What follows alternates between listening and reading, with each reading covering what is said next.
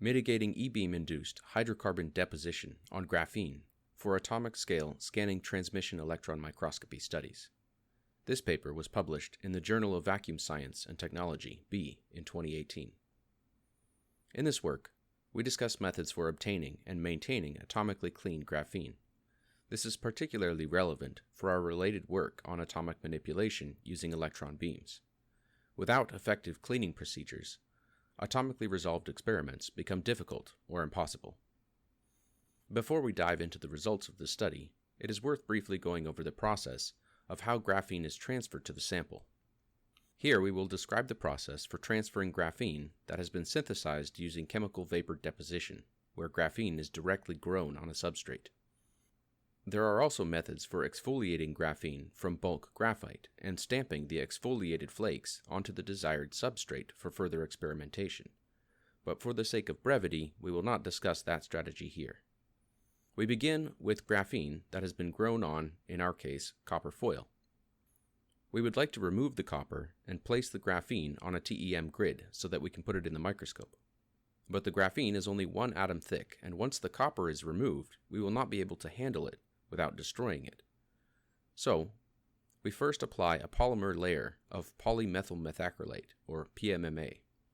We can then float the copper foil on a liquid bath containing a copper etchant, which dissolves the copper.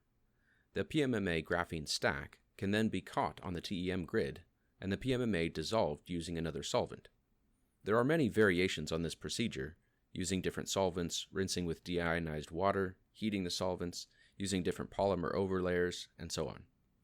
The main reason there are so many variations is because the graphene almost always ends up being filthy at the end of it, and we would really like to find a recipe that results in clean graphene.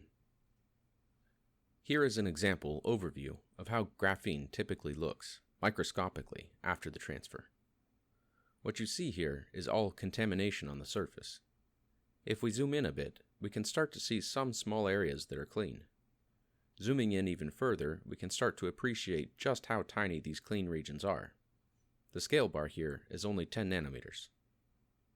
What makes matters even worse is that usually a graphene sample will also exhibit hydrocarbon deposition.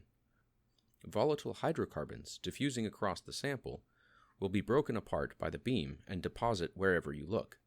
This quickly covers up any clean areas you might have had as soon as you look at them. Needless to say, this is a rather irritating state of affairs that we would like to address. Here, we examine 2 strategies for cleaning graphene. The first one is an ex situ argon-oxygen annealing procedure, and the second one is an in situ rapid annealing.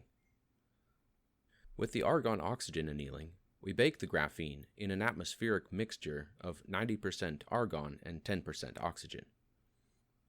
The idea is that the oxygen will react with the surface contaminants, eating them away.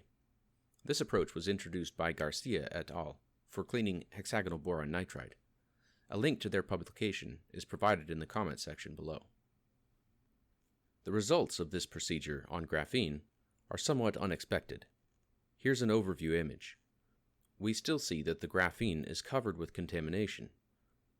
But when we zoom in to almost any location, the graphene, marvelously, becomes cleaner.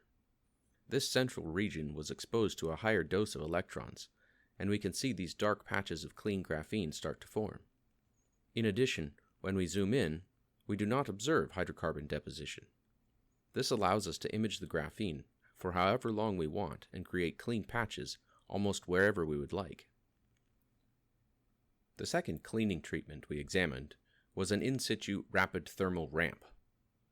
We start by transferring the graphene to a MEMS-based heating chip that enables in situ heating in the microscope.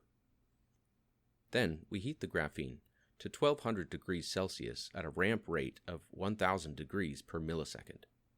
This results in large areas of pristine graphene. The uniform intensity here is all clean single-layer graphene.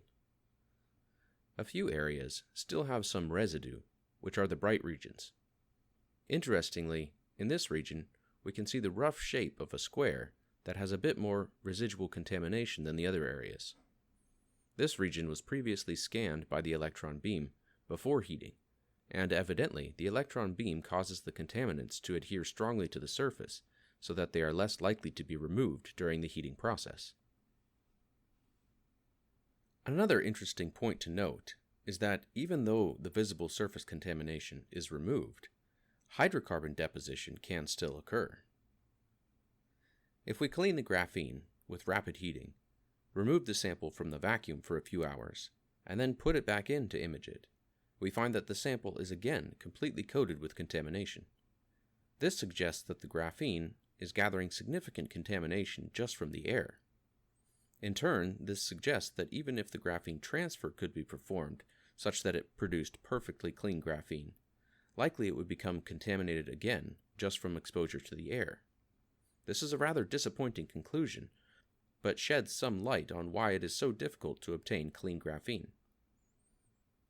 This work presents two routes for cleaning graphene so that it can be more easily imaged in a transmission electron microscope. For the full discussion, links to the published article are provided in the comment section below.